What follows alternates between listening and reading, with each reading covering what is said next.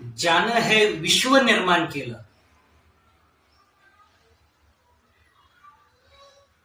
हे चराचर निर्माण ज्यानं केलं, ज्यांनी आत्मा निर्माण केला, त्या आत्मनिर्मात्याला, विश्वविधात्याला, परमपिता परमात्म्याला पहिलं नमन. आज आपला अध्यात्माचा विषय आहे. आधी अध्यात्म म्हणजे काय,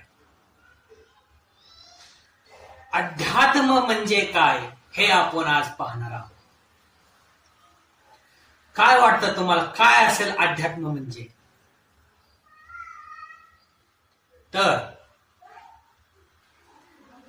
अध्यात्माचा अर्थ हा त्याच्या नावामध्ये दडलेला आहे.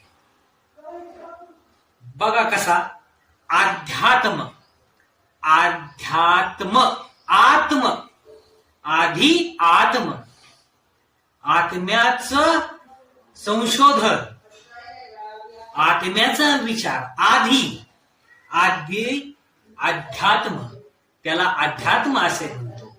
मग आपण जीवन जगत असताना आपण आत्म्याचा विचार आधी करतो का, हा प्रश्न आपण आपल्याला विचारा.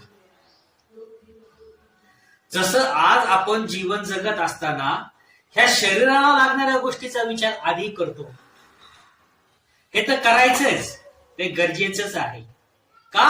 कारण आत्मा हा शरीराशिवाय राहू शकत नाही.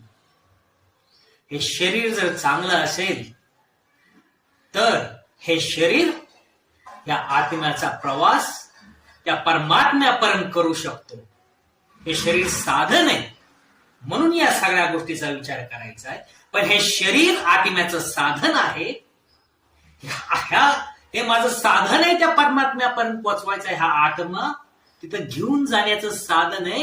हे साधन मी साधनासारखं वापरतो का, हा पहिला प्रश्न आहे.